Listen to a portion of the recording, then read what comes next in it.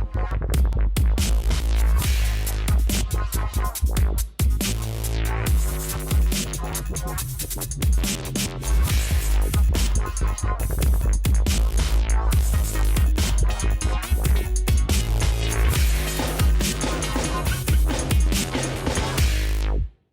want to start off with a reminder that we are not doctors. Before you make any changes or try something new, always consult with your doctor and medical team first.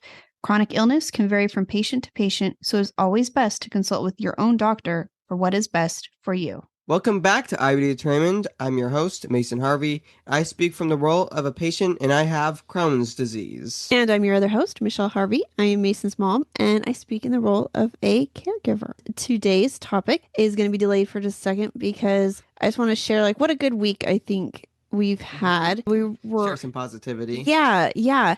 And we'll get to the topic in a second, but it's just been a really cool week, I think, of getting to hand out our book to, especially to the people who, as some of you are going to find out when you read it, there's characters in the book that are based on real life people we know.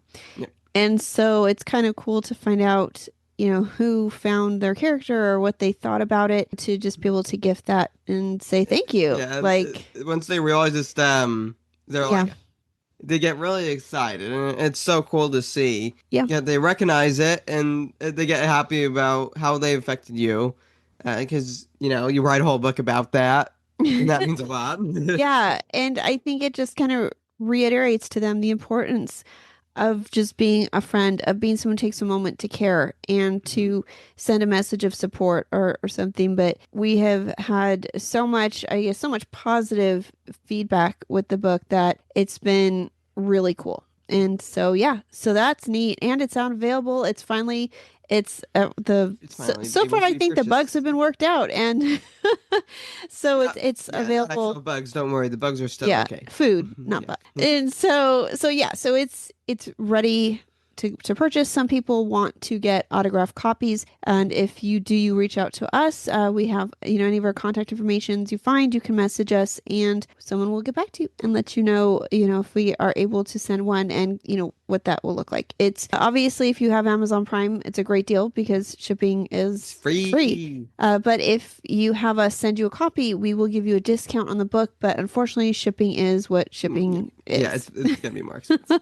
So we'll try our best. So it's been a good week, and this topic actually came about. It had been mentioned, somebody in response to, I believe it was, we posted about the book, and one of the parents was mentioning how cool it is that Mason has found acceptance in a way to handle this disease, and how there's concerns for when these kids turn 18. And it is a legitimate concern. And there's multiple factors, I think, that a lot of people don't understand. When you're dealing with a chronic diagnosis like IBD with your child, teen, whatever pediatric age they're at, there comes a point where they go from one day being under your care, where you help facilitate everything, to literally waking up on their 18th birthday, and that is done.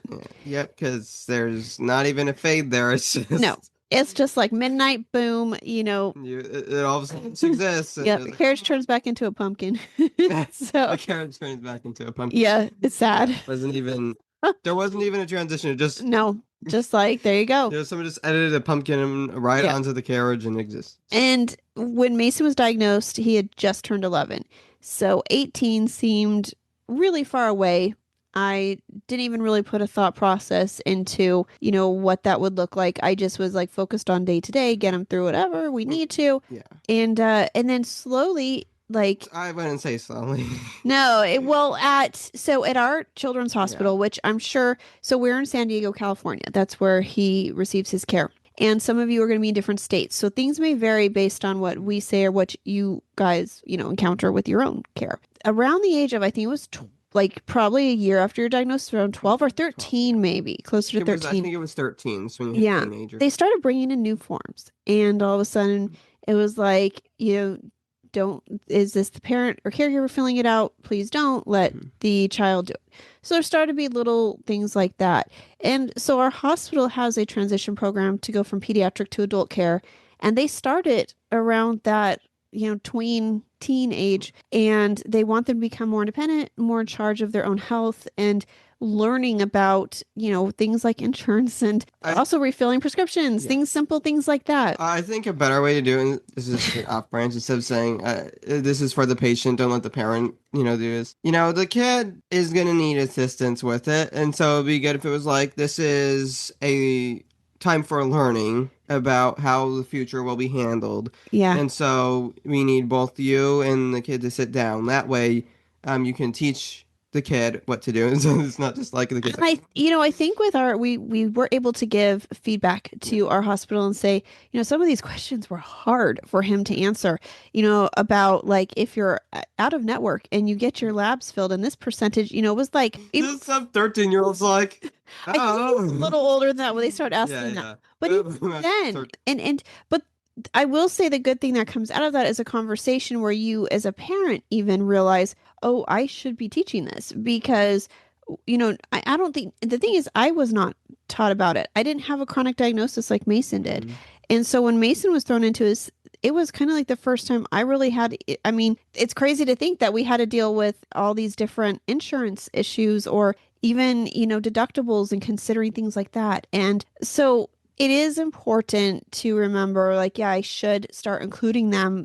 But at the same time, I think, Mason, you were kind of like, great, now I have all this to look forward to. On top of schoolwork, I have to worry about the doctors now. So sometimes, it's like it is important, but I think it also is a lot on your mind, mm-hmm. right? Also considering the fact it's not like we're going once every 2 months. Yeah. It's once every 2 weeks. And so you're getting to fill out this paper every 2 weeks. And it's like, I just did this. There's always papers to fill out. And then the papers, there's other things he fills out. And then depending if you've had, if you've had an ostomy, if you've had different surgeries, the questions, there's whole other forms. Yeah.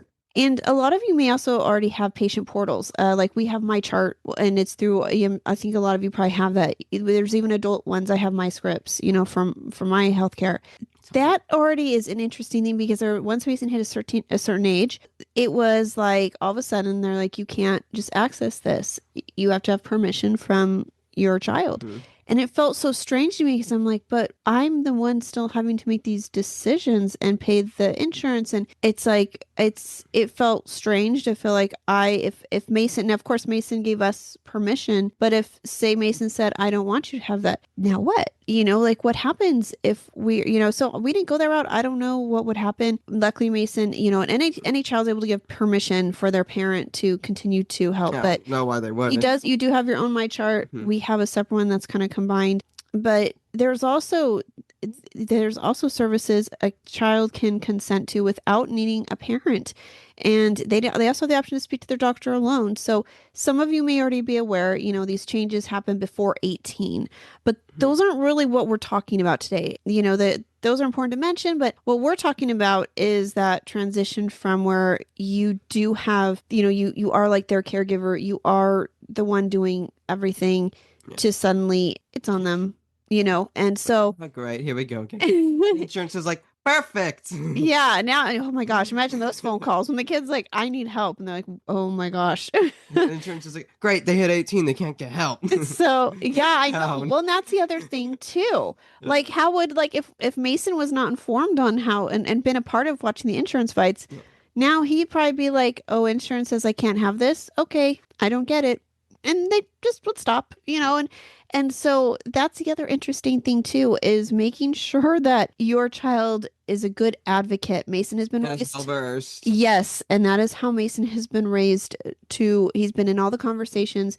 We've always wanted him to be able to advocate and speak up for himself, ask his own questions, because at some point if I'm not able to do it and he's in charge, he wants to know his rights and not be told by insurance and think, oh, this is a closed deal. So we can't afford it. So you buy, you rightfully can't take this anymore. So right. You're gonna need it. And you can't fight it either. And I was like, oh no, I can fight it. He knows. And because sometimes you might have a GI that is not as aggressive. Our pediatric GI has been very aggressive and helpful in teaching us how to fight for what. Blessing. Yes. And so we've learned that. Some people have not though. So they're a little more relaxed and they don't realize what their rights are, what they can do. And so that's also very important. And it's also good. We learn, it is also important just to, when you get your injection in the mail, or when they drop it off, it's important to check what the label says because sometimes, they'll sneak something.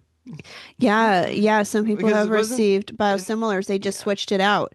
In the And past, there was they're not supposed to do no, that. they're not supposed to. No. In the past, there was someone you were talking to who they got the wrong one. They weren't even told, Mhm. and the doctor wasn't aware, and they were like, "Why isn't this working?" And then they realized that they were getting the wrong treatment. Well, it wasn't Or wrong. It was it was correct. it was correct, but But it wasn't the one that it they were wasn't the supposed to one be they thought getting. that it was a biosimilar.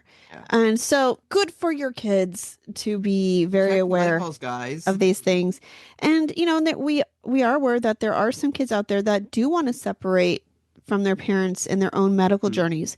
Some don't want to continue with their parents with it. They want to be separate. Other kids want their parents to be a very active part of it. And I think with depending on where you're at with the diagnosis, that is gonna depend. Also, some kids stay local, others go to college, they go out of state. So these are also things to consider, like, if they do want to go to college, but they also are like, hey, I still need help. What do I do? You don't want them to limit themselves on that issue as well. You want to make things as smooth as possible to give them all the You opportunities. want to be able to help them and you need to be able to assist them as much as possible how they want you to. So I'll start asking Mason before we go into it. So as someone who is getting closer to switching, what thoughts do you have? Does it scare you? Do you feel comfortable? What do you feel about I that? mean, because I'll allow you to help. I don't feel scared. The Mhm. only thing that I would ever fear with converting to adult care would be that maybe, let's say, I mean, I'm not going to say that I'm going to get a bad doctor, but the doctor I Right. get may not be as aggressive when it comes to fighting insurance. Mhm. And I also fear that it's not an insurance thing, so insurance is really the only thing I'd fear, is that when you turn 18, because it's no longer pediatric, that they might become more repetitive. They wouldn't give up as easy. Right. That's the only thing I would really be worried about, but basically everything else, that's not really a problem for me. I think finding a good doctor is number one in that way. Mhm. Like you said, you have someone you can partner with and trust, like what you currently have. Like we've said, there's some doctors who, if the biologic just doesn't work, they go, oh, well, time for surgery instead of looking for other biologics. Hmm. They do that. And so what would make me nervous is if insurance decides, you know what, they can't do this, Hmm. and the doctor isn't the kind that just says, all right, well, we'll fight you. They Right. say, oh, well, let's try surgery then. Because Or then you're just permanently removing something that you'll never get or back, just you know? go with the flow. Like a doctor may not have time or want to fight, and so they may just go with whatever Yeah. insurance says. And that's not always, again, that may not be a bad thing. Yeah. But Maybe surgery would be the best for you, but it's important to find that medical team, I think, where you feel the most safe. comfortable and protected, and you can trust them that they will help you and defend you. So as a parent, that's something that we want to guide him with so he is in good hands. Mhm. So like if once you turn 18, do you plan to keep up with what you currently do, like for treatments? Is this something that is even because it's some kids might be thinking when I turn 18, I don't have to continue with my biologics. I can stop. I don't have to continue. I don't have to take any of this seriously. What do you say to that? Like, what do you think for Well, those kids? if anyone here has never heard sarcasm before, you're about to hear it because the second I turn 18, I'm going off all my biologics and I'll be healthy forever. Now, I'm going to continue what I'm doing. It's been working. I've seen what it was like when I wasn't on biologics, and I Yeah. felt what it was like, and it was not fun. And so while these biologics are still working and my body doesn't build up antibodies to them over time, until that happens and they stop working, I'm going to continue taking them for as long as I can because I want to get all the usage I can out of them while I still can. Right. So yes, of course, I'm going to continue doing what I'm doing now once I turn into an adult. And I think I would specify, I think it's clear between us, but maybe not to listeners that that would mean whatever your doctor is recommending. Yes. So not necessarily like Mason's going to continue with what he's doing, even if a new doctor says this isn't good for you, and he's like, well, I'm going to keep doing this. No, it just means you're going to continue with other treatment regimens, keep you healthy. Healthy, yeah. And that's important. As for me as a parent, it's going to be really interesting because with Mason, he was more severe. There was a lot involved. And so it's not like a normal parent might make a few appointments a year for their kids with their regular checkups, with their dentist, with their pediatrician, things like that. For most of us in the IBD world, it involves multiple doctors, multiple appointments, labs, procedures, ordering medication, ordering biologics, contacting insurance, working with the hospital on authorizations, and then driving them, because not all these kids are driving yet. And even if you can drive, I would still warn that even if you're adult and you're going to an infusion center, right, you should have somebody drive for you. And even if you're confident, you should still have somebody drive for you, because the thing is, things happen. It could react potentially, and if you take Benadryl to prevent a reaction, then you're going to get tired. And you shouldn't be driving while you're tired. It's like driving when you're about to fall asleep. And that's not safe. Not only does it put you in danger, it puts others on the road in danger. So it's definitely a good idea to bring somebody to help drive you. I think it is. I think a lot of parents, a lot of adults who go to chemotherapy, and they usually sometimes will try to have somebody. I mean, obviously some people don't, but there's also Ubers. Yes, it is extremely important to take care of yourself and just understand that certain things may affect you differently. And so, these are all things that for us have become like routine.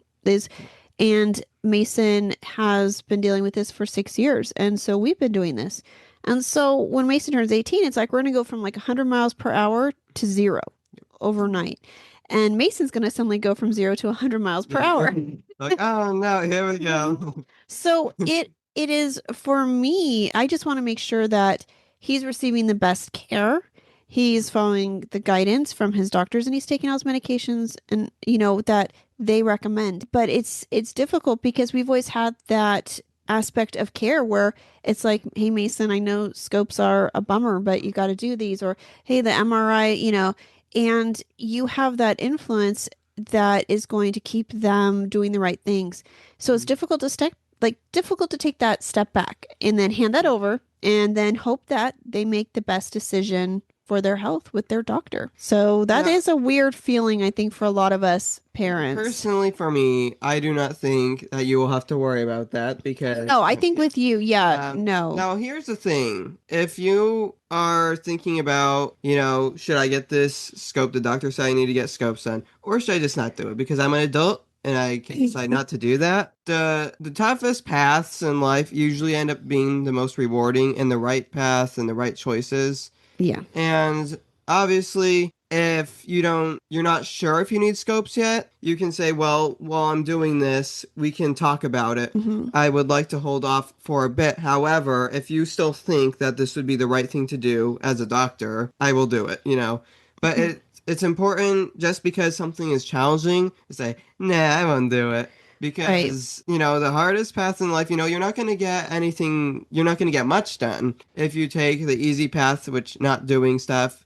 And in my case, not doing a scope is being blind to what the disease is doing. And if the doctor wants to see that because there's something happening and they're worried, the best decision would be to probably go along with that. I think, kind of like what you said, which makes a lot of sense, which Mason has been taught to advocate for himself. So it is good to ask questions and find out, why is this needed?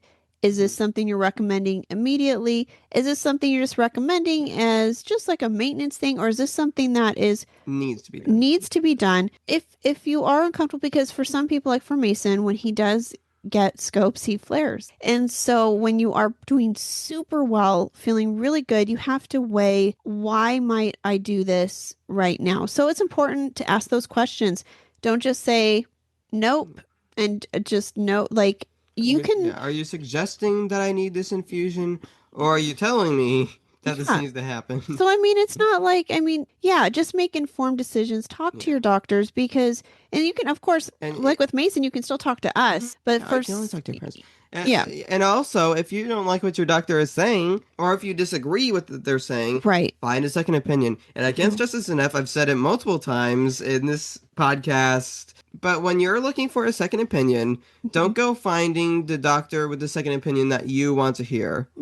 Pick a doctor that has good ratings, is reliable, is responsible, is well known, and get a second opinion from them. Don't go to a doctor in an alleyway and say, hey, they say I need this, but I don't want it. What should I do? Right. Oh, yeah, thank you. I knew that was the right answer. Don't look for the answer that you're looking for. Try to find the factual evidence, responsible, reliable proof. Like what your current doctor does is she is very good at weighing different perspectives. And so it's not like it's all or nothing. For her, it's like, well, while you could do this, I think I'll have you do this because I feel more comfortable with you doing, she thinks it through too. So again, I think that is where a lot of 18-year-olds where things could go wrong because all of a sudden they're on their own and they're like overwhelmed. It's probably like it's a lot to do. They've got college a lot of times for the first time. They're doing, working potentially, and then having to manage your own healthcare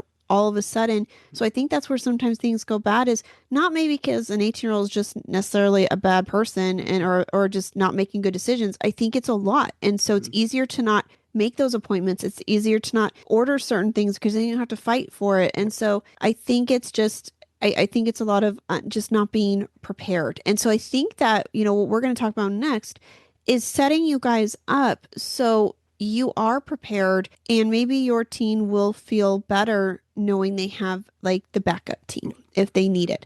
And so what we're going to talk about, because sometimes like if you are even flaring, say you turn 8 and you're like, I got all this, and then you start flaring and you're feeling sick, you might need help. You might need that extra support.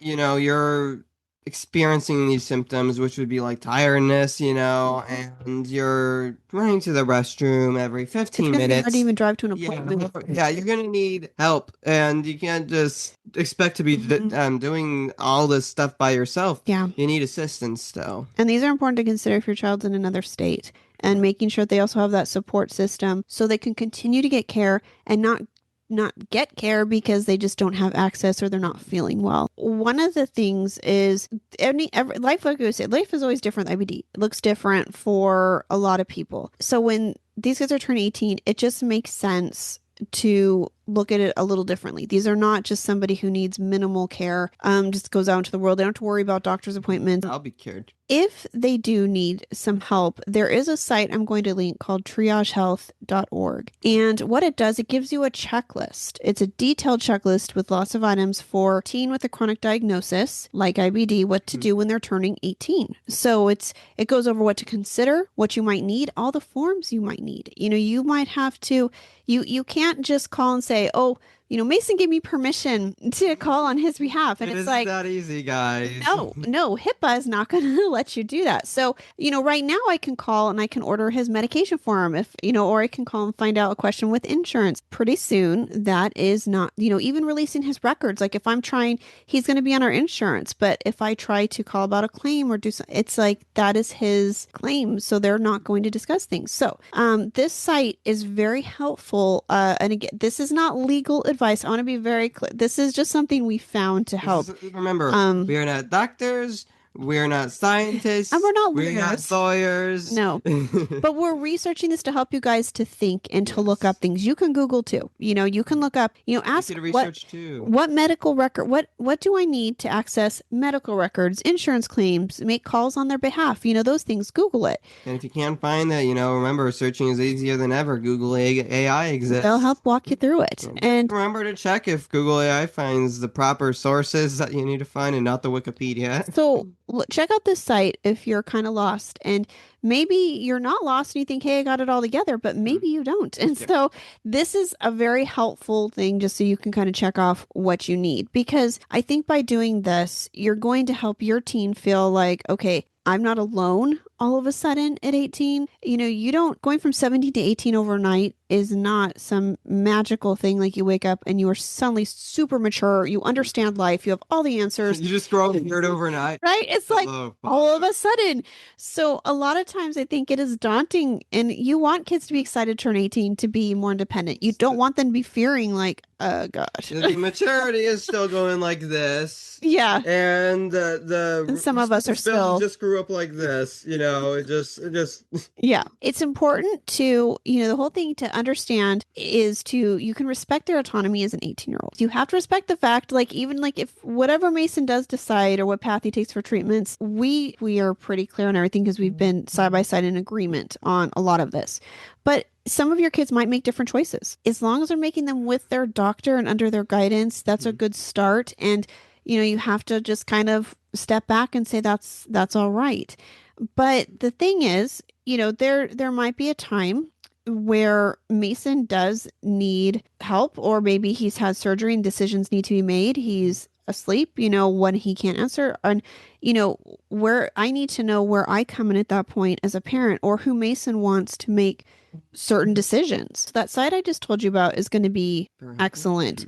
Yes. There's also another site that I've heard about it locally. Other parents have used it.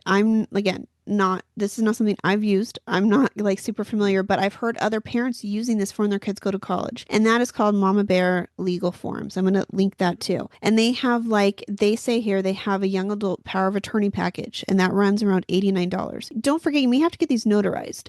Just sitting at your kitchen table or sitting at your dining room table and having your son just sign something and say, I do this may not be enough legally. You may need it notarized. Okay. So important to ask these questions and make sure everything is done correctly. But they have things like the health power of attorney documents. They have the finance power of attorney documents, a HIPAA release and FERPA waiver. These are all important things to have. A lot. Yeah. They have an assortment of choices. And even if you don't have to use these, that's what's important to remember is you don't have to use any of these, but you can have them in place in case you need to. And that might make your child feel better knowing like you've got me. I'm all set to go. You can't do something, send me a text, give me a call, tell me what you need. I'm here. I've got this. And so they also have a free app for scanning and storing forms. And so that's not super expensive if you just want to not think about and have somebody set it up, but it's important to check these out. So that way, Prepared. Yes. And you're not just like super intimidated, like I gotta do all this. So I think that it's just important for them to know, I guess, what their rights are as an 18-year-old. It's important for a parent to know where they're stepping back, how much their child wants them to step back, but just give them the confidence that they can do this. And you can. I mean, eventually Mason will be fine. But I know when you're still starting out, yeah, as the maturity is still on an incline and the responsibilities legally just, turn into a cliff.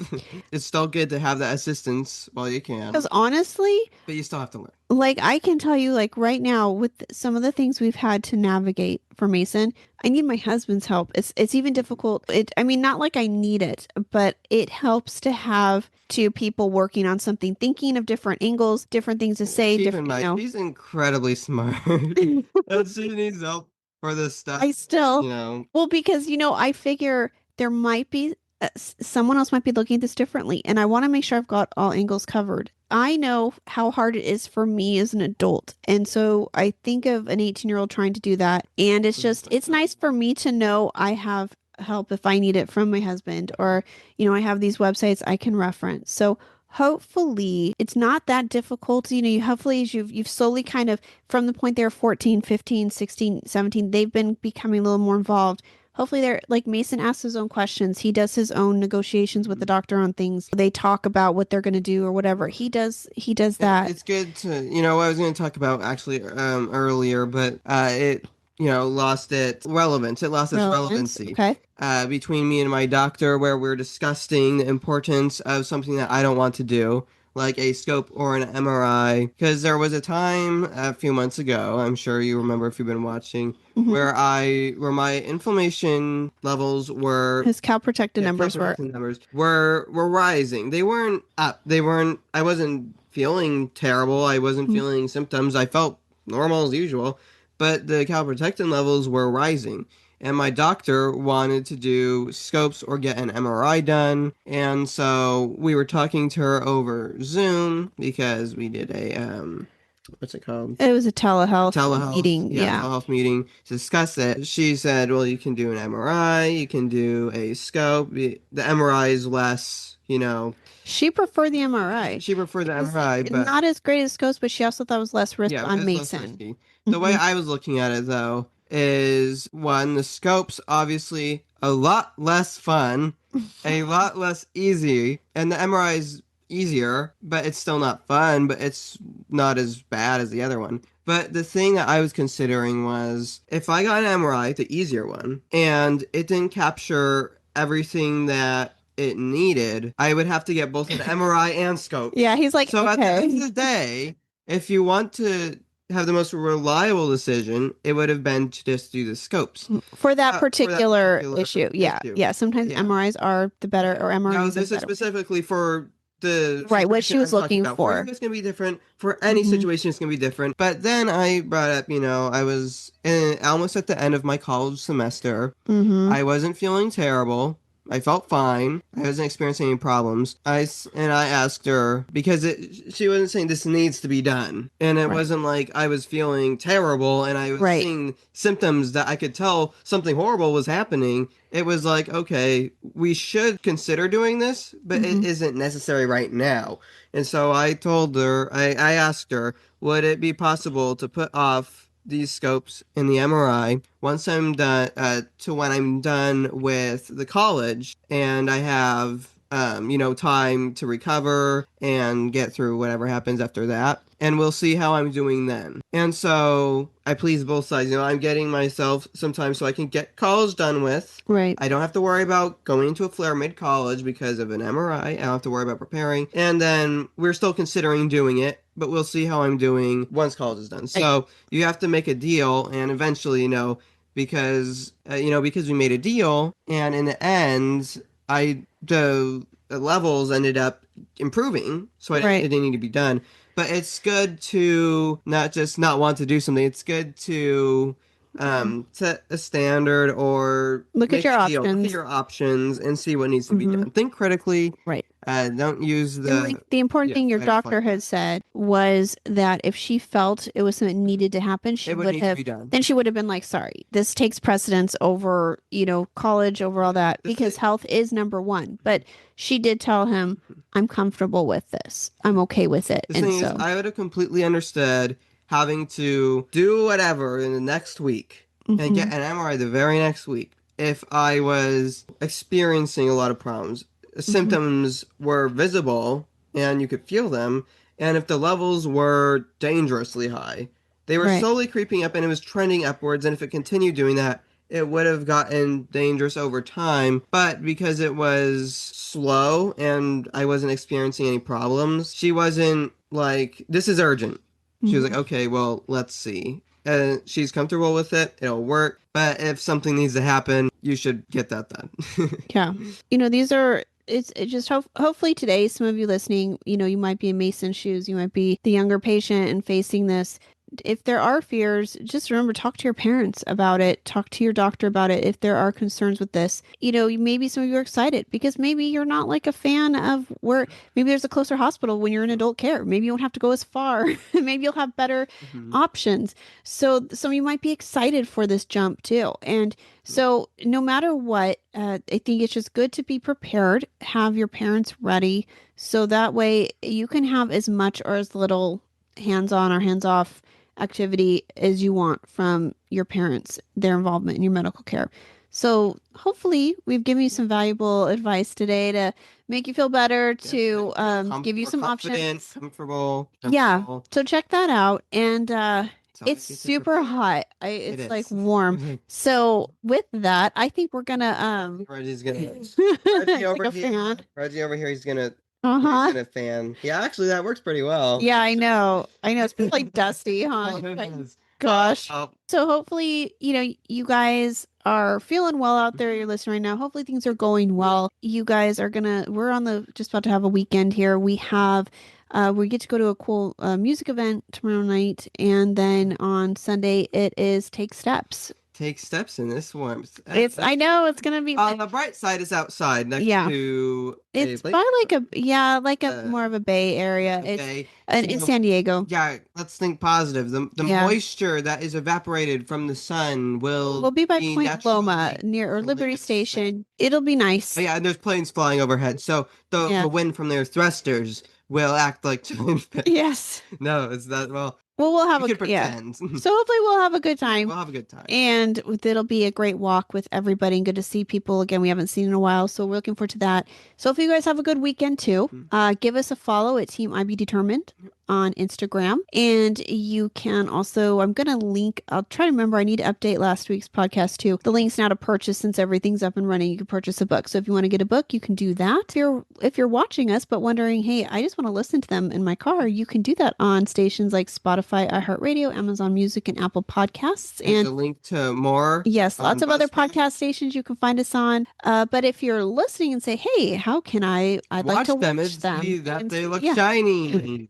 How can I see that? And that their music is a fan. I know. How can I see that? Well, you can watch us on YouTube. There's also YouTube podcasts, but YouTube videos are best for YouTube. And if you are on YouTube, make sure to give us a like and subscribe. And if you want to be notified every time we post a new video, make sure to hit that bell icon. Yep. And please leave comments as long as they're nice. Yes. Not just blatantly rude.